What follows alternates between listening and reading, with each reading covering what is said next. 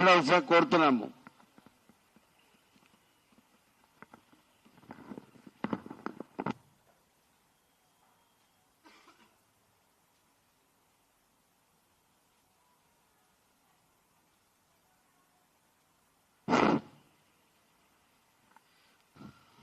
Okay Sadananda ఒక్క నిమిషం, ఒక్క 2 నిమిషాలు. ఈ మీడియా సమావేశానికి మా ఆహ్వానాన్ని మన్నించి వచ్చినటువంటి గౌరవ పాత్రికేయ సోదరులు, ప్రింట్ మీడియా మిత్రులు, సోదరిమణులు, అదేవిధంగా వీడియోగ్రాఫర్ మిత్రులు, ఫోటోగ్రాఫర్ మిత్రులకు పేరు పేరున హృదయపూర్వక నమస్కారాలు.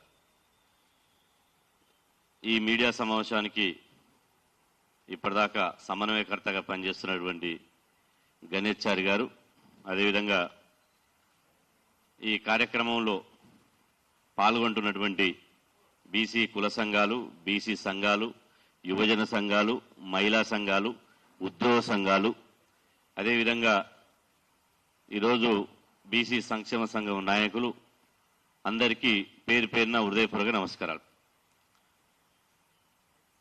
స్థానిక సంస్థల ఎన్నికల్లో బీసీ రిజర్వేషన్లు పెంచాలని, ఆ బీసీ రిజర్వేషన్లు పెంచడానికి తెలంగాణ రాష్ట్రంలో కులగణన చేపట్టాలని చెప్పి గత సంవత్సర కాలంగా మేము పోరాటం చేశాం. మేము చేసినటువంటి పోరాట ఫలితంగా తెలంగాణ రాష్ట్రంలో సమగ్ర కులగణన జరిగింది.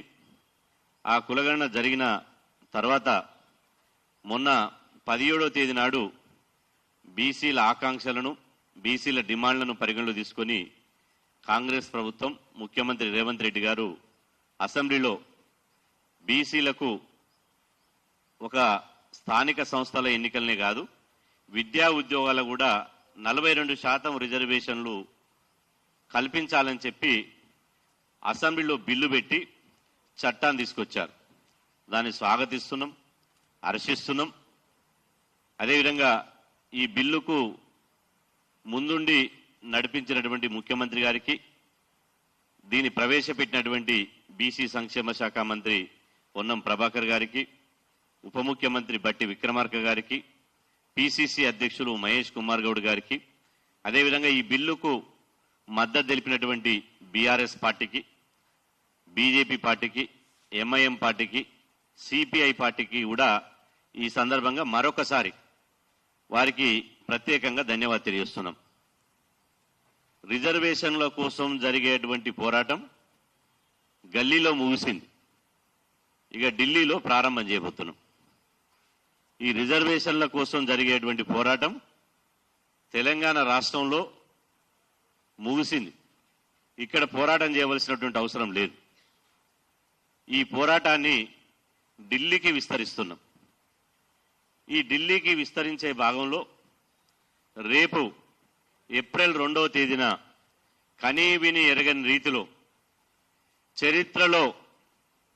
చరిత్రలో ఇప్పటి వరకు ఎవరు కూడా చేయనటువంటి ఒక ఉద్యమ కార్యాచరణను ఇవాళ మేము తీసుకున్నాం. అందుకోసమే తెలంగాణ, ఆంధ్రప్రదేశ్, మహారాష్ట్ర, మధ్యప్రదేశ్, బీహార్, మొత్తం భారతదేశంలో ఉన్నటువంటి 29 రాష్ట్రాల నుండి బీసీల దండును ఇలా ఢిల్లీ దాకా ఢిల్లీని ముట్టడించబోతున్నాం. పార్లమెంటుకు బీసీల సత్తా ఏందో, బీసీల యొక్క బలమేందో, బీసీల యొక్క ఐక్యత ఏందో రేపు 2వ తేదీన చూపించబోతున్నాం. ఇదొక చరిత్ర కాబోతుంది.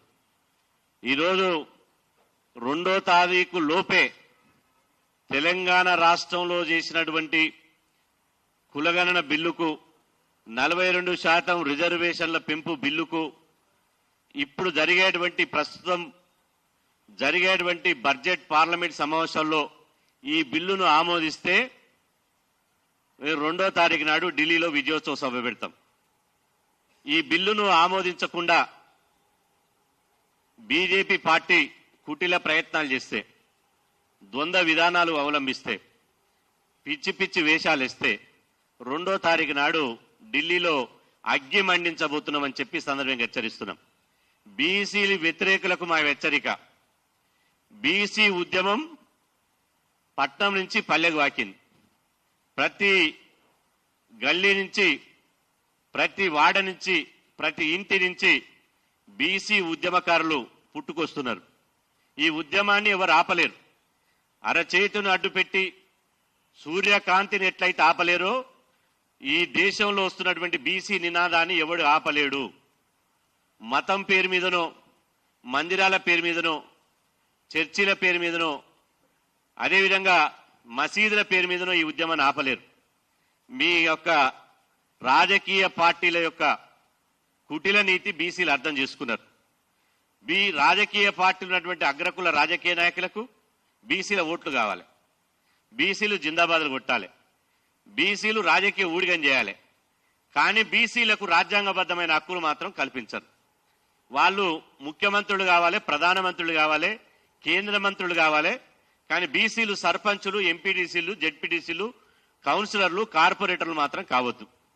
అంటే బీసీలు పాలకులుగా ఉండొద్దు. బీసీలు శాశ్వతంగా ఈ సమాజంలో పాలితులుగానే ఉండాలి అనే కుట్ర చేస్తున్నారు. ఆ కుట్రలో భాగంగానే నేను అంటున్నా, ఇవాళ రాష్ట్ర అసెంబ్లీలో బీసీ బిల్లు పెట్టినప్పుడు అన్ని రాజకీయ పార్టీలు బేషరతుగా మద్దతు తెలిపినాయి. అదేవిధంగా అదే రోజు ముఖ్యమంత్రి రేవంత్ రెడ్డి గారు, ఈ విషయంలో ముఖ్యమంత్రి రేవంత్ రెడ్డి గారిని అభినందిస్తున్నాం. ఎందుకంటే బీసీలకు అన్యాయం చేసినప్పుడు బొబ్బిలిపులి లెక్క ఉద్యమిస్తాం. బీసీలకు ఎవడైతే అన్యాయాన్ని తలపెట్టాలని ఆలోచన చేసినా వాళ్ళని వెంటాడి వేటాడి వాళ్ళ అంతు చూసేదాకా నిద్రపోం. కానీ బీసీలకు అదే సమయంలో ఎవరన్నా మేలు చేస్తే మాత్రం వాళ్ళని గుండెల్లో పెట్టుకుంటాం. మాకు రాజకీయ పార్టీలు లేవు. మాకు రాజకీయ పార్టీలలో ఏ రాజకీయ పార్టీలలో మెంబర్షిప్ లేవు. మేము కండువాలు రోజుకొక రాజకీయ పార్టీ కండువ మార్చి ఆ కండువాలకు అనుకూలంగా, సిద్ధాంతాలకు అనుకూలంగా నాలుక మడత పెట్టి మాట్లాడేటోళ్ళం కాదు. నిన్న ఎవడో దిక్కుమొక్కు లేనోళ్ళు తెలుసో తెలియదో మునిమనుము తప్పిర్రో ముసలోళ్ళు అయ్యారో నాకు తెలియదు, కానీ 2 జీవోలు ఇస్తే సరిపోతుంది అంటారు. నేను అంటున్న రేవంత్ రెడ్డి గారి దగ్గర రేపే కూర్చోబెడతారండి.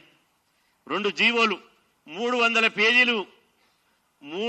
పేజీలు అసెంబ్లీలో బీసీ బిల్లు చేసినప్పుడు 3 జీవోలు తీయలేదా గవర్నమెంట్? ఇంత పిచ్చి మాటలా, ఇంత తలకాయలేని మాటలా?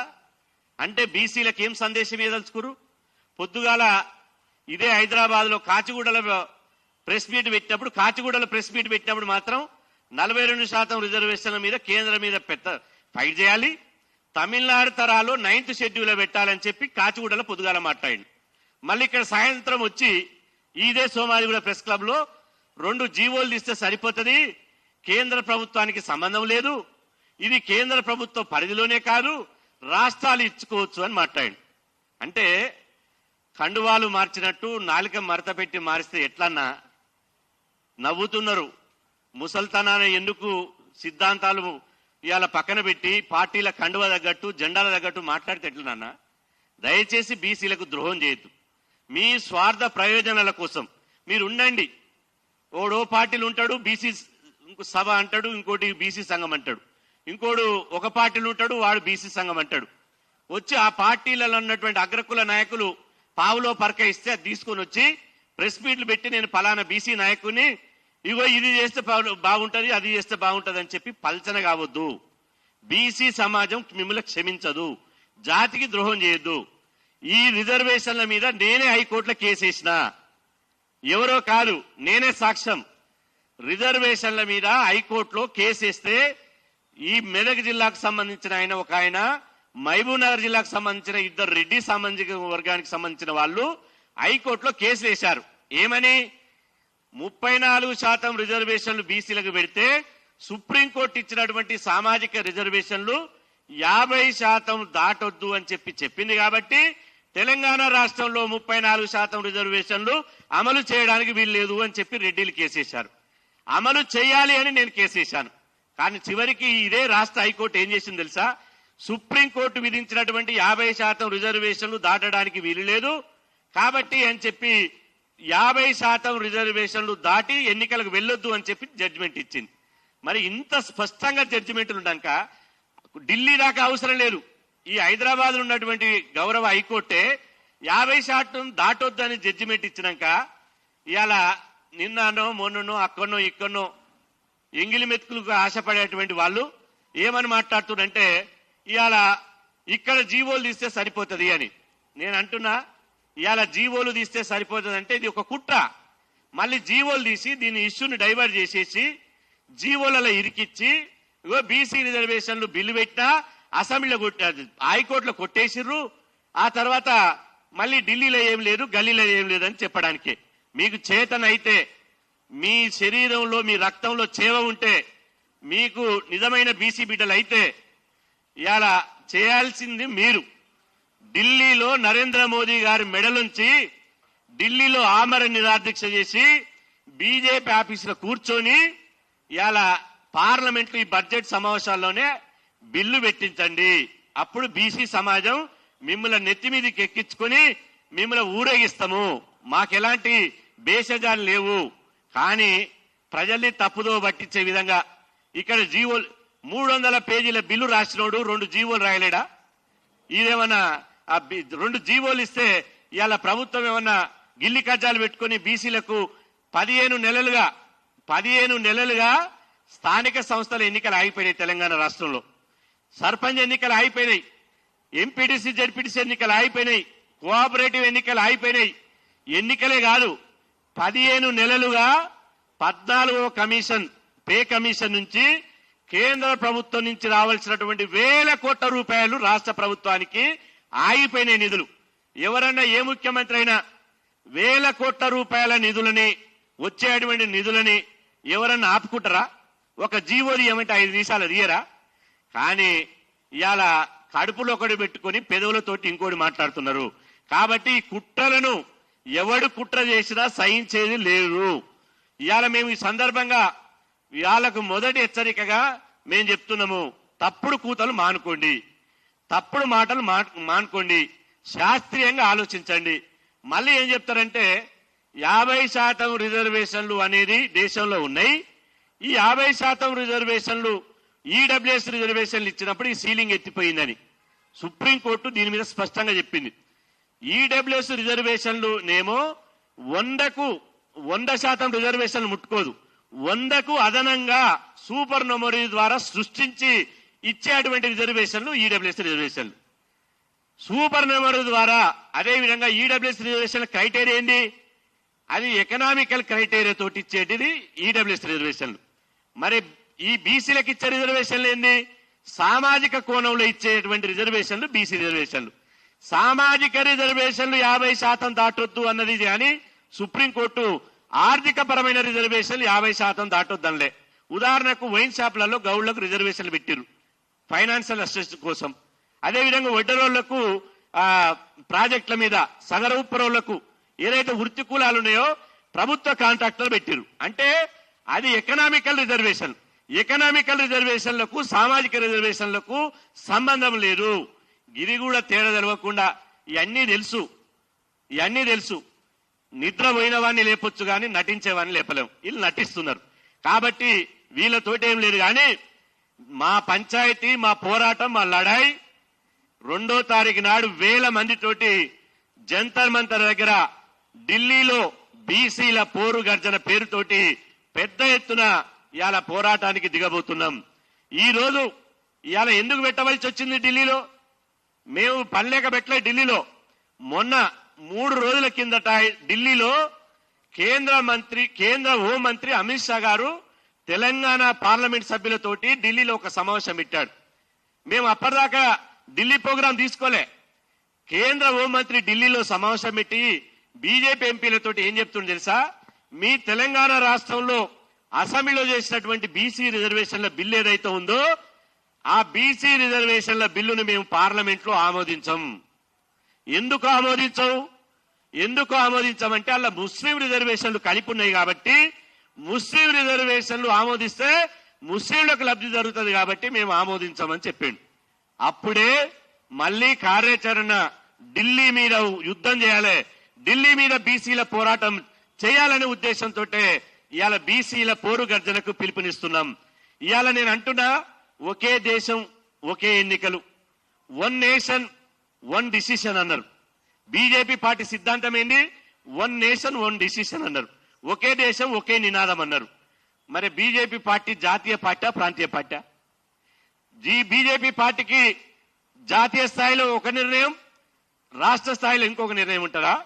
ఇక్కడ అసెంబ్లీలో బిల్లు పెట్టినప్పుడు, ఇక్కడ అసెంబ్లీలో రాష్ట్ర అసెంబ్లీలో 17వ తారీఖు నాడు బిల్లు పెట్టినప్పుడు ఇక్కడ ఉన్నటువంటి బీజేపీ అసెంబ్లీ ఎమ్మెల్యేలు మరి ఎందుకు బేషరత్తుగా బిల్లుకు మద్దతు ఇచ్చురు? అమిత్ షానేమో మద్దతు ఇవ్వమంటాడు, మేము మైనార్టీలను పెట్టే ఒప్పుకోము, బీసీ రిజర్వేషన్ల బిల్లుకు మద్దతు ఇవ్వమంటాడు. ఇక్కడున్న గల్లీలు ఉన్నటువంటి బీజేపీ నాయకత్వం ఏమో అసెంబ్లీలో బిల్లుకు మద్దతు ఇస్తుంది. అంటే ఎవరిని మోసం చేస్తేందుకు? బీజేపీ పార్టీకి ఒక జాతీయ పార్టీకి రెండు విధానాలు ఎట్టుంటాయి, రెండు నాలుకల ధోరణి ఎట్టుంటాయి? అంటే బీసీలు అంటే చిత్తశుద్ధ, బీసీలు అంటే వివక్షత, బీసీలు అంటే అంత పల్చగనా? బిడ్డ మిమ్ములని ఇవాళ మేము అంటున్నాం, మేము కూడా హిందూ మతమే. హిందూ మతంలో నెంబర్ 1 హిందూ మతం మేమే. మేము హిందూ మతంలో ఉన్నాం. కానీ అగ్రకుల హిందువులకు ఒక న్యాయం, బీసీ హిందువులకు ఒక న్యాయం చేస్తే ఎవరిని వదిలిపెట్టాం. ఇవాళనే మేము అడుగుతున్నాం, మరి ముస్లింలు ఉన్నారని చెప్పి ఈ రిజర్వేషన్లు ఆపుతాను అంటున్నారు. మహిళా బిల్లులో బీసీ మహిళకు ఎందుకు సభ కూడబెడతలేరు? అలా ముస్లిం లేరు కదా. మహిళా బిల్లులో బీసీ మహిళకు ఎందుకు సభ కూడబెడతలేరు? అలా ముస్లిం లేరు కదా. కేంద్రంలో దేశవ్యాప్తంగా బీసీలకు ఎందుకు ఒక ప్రత్యేక మంత్రిత్వ శాఖ పెడతలేరు? అందులో ముస్లిం లేరు కదా. బీసీలకు కేంద్ర బడ్జెట్ లో 50 లక్షల కోట్ల పైనటువంటి కేంద్ర బడ్జెట్ లో బీసీల కోసం ఎందుకు బడ్జెట్ లో నిధులు కేటాయించలేదు? అందులో ముస్లిం లేరు కదా. ముస్లిం లేనటువంటి బీసీలకు ప్రయోజనం కలిగేదాన్ని ఏ ఒక్కదానికి కూడా మీరు ప్రయోజనం చేకూర్చకపోతే ఇలా ముస్లింల వంకతోటి కుంటి సాకులు చెప్పి ఈ బిల్లుకు మద్దతు ఇవ్వకుండా మీరు గనక వెనుకడుగు వేస్తే దేశంలో మరో మహామండల ఉద్యమాన్ని సృష్టిస్తాం. ఈ దేశంలో బరాబర్ తెలంగాణ రాష్ట్రంలో మీరు ఎట్లా గెలుస్తారో మేము చూస్తాం. బీసీలకు ఈ బీసీ బిల్లు ద్వారా, ఇప్పుడు ఈ బీసీ బిల్లు ద్వారా తెలంగాణ రాష్ట్రంలో భారతదేశంలో బీసీలకు మిత్రులు ఎవడో శత్రువులు ఎవడో తేలిపోయింది. బీసీలకు ద్రోవులు ఎవరో, బీసీలకు దొంగలు ఎవరో, బీసీలకు మేలు చేసే వాళ్ళెవరో ఈ బిల్లు ద్వారా తేలిపోతుంది. మీరు ఇక్కడ మద్దతు తెలిపి అక్కడ మీరు ఆమోదించే అధికారం ఉన్న దగ్గర ఢిల్లీ మీ చేతిలో పెట్టుకుని ఇవాళ ఈ సాకులు వెతికి బీసీలను రాజకీయంగా గొంతు కోయాలని చూస్తే మాత్రం ఎవరిని వదిలిపెట్టాం. అందుకోసమే 2వ తారీఖు నాడు పెద్ద ఎత్తున మేము ఇవాళ ఉద్యమం చేయబోతున్నాం. ఇక మేము చివరిగా చెప్పేది ఏంటంటే, బీసీ కవులకు కళాకారులకు, బహుజన కళాకారులకు, బహుజన కవులకు, రచయితలకు, మేధావులకు, రిటైర్డ్ ఐఏఎస్లకు, ఐపీఎస్లకు, రిటైర్డ్ జడ్జీలకు అందరూ నేను విజ్ఞప్తి చేస్తున్నా, దీని మీద మనం పోరాటం చేసి బిల్లు సాధించడం, 42% రిజర్వేషన్ల బిల్లు సాధించడం, తెలంగాణ రాష్ట్ర అసెంబ్లీలో ఒక చారిత్రాత్మకంగా పోరాటం చేసినాం. ఆ పోరాటం సంపూర్ణంగా ఇది పాక్షిక పోరాటమే, పాక్షిక విజయమే. తెలంగాణ రాష్ట్ర అసెంబ్లీలో చేసినటువంటి బిల్లు ఇది పాక్షిక విజయమే. ఈ విజయంతో ఇప్పటి వరకు మన తెలంగాణ రాష్ట్రంలో ఊరు వాడల అంబేద్కర్ పూలే విగ్రహాల దగ్గర, మండల నియోజకవర్గ జిల్లా కేంద్రాల దగ్గర ఎప్పటికప్పుడు పటాకులు కాల్చారు. అదేవిధంగా పాలాభిషేకాలు చేశారు. మాకు 42% రిజర్వేషన్లు వస్తాయని చెప్పి సంతోషపడ్డారు. మా సంతోషాన్ని బీజేపీ ప్రభుత్వం ఒమ్ము చేయొద్దు. మా సంతోషాన్ని, బీసీల ఆకాంక్షలను బలిపీఠం ఎక్కియొద్దు. మీరు నిజంగా రేపు తెలంగాణలో మీరు అధికారంలో రావాలనుకుంటే బీజేపీ పార్టీకి ఒక బంపర్ ఆఫర్ ఇస్తున్నాం, బీసీలుగా బంపర్ ఆఫర్ ఇస్తున్నాం. బీజేపీ పార్టీ తెలంగాణలో అధికారం రావాలంటే మీరు 42% ఉన్నటువంటి రిజర్వేషన్ల బిల్లును పార్లమెంట్ లో ఆమోదించండి. మాకు వద్దు అని చెప్పి, మాకు లేకపోతే తెలంగాణలో అధికారం రాకపోతే అంటే వదిలేయండి. ఎవడైతే ద్రోవులు ఉండడో ఈ ద్రోవులకు బీసీల ఓట్లు బంద్ అనే పిలుపు ఇస్తాం, బీసీల ఓట్లు బంద్ పెడతాం. అప్పుడు సరైనటువంటి పంతాలో దారిలో వస్తారని చెప్పి ఈ సందర్భంగా తెలియజేస్తున్నాం. దీనికోసం ఈ చెలో ఢిల్లీ కార్యక్రమాన్ని విజయవంతం చేయడం కోసం రాష్ట్ర వ్యాప్తంగా 33 జిల్లాలు అన్ని నియోజకవర్గాల్లో పర్యటించి ఢిల్లీని కదిలించే విధంగా ఈ ఉద్యమ కార్యాచరణని ముందుకు తీసుకుపోతామని చెప్పి సందర్భంగా తెలియజేస్తూ ఈ అవకాశం ఇచ్చినటువంటి మీ అందరికీ ప్రత్యేకంగా ధన్యవాదాలు తెలుపుకుంటూ సెలవు తీసుకుంటున్నాను. థ్యాంక్ యూ అన్న, థ్యాంక్ యూ.